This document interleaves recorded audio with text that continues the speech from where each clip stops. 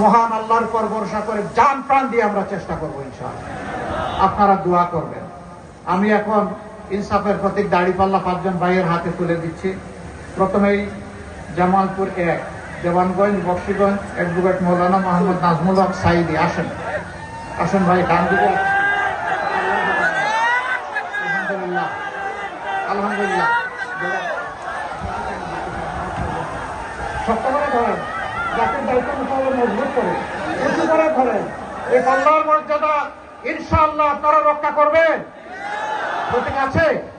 কোনটা প্রতীক? আলহামদুলিল্লাহ।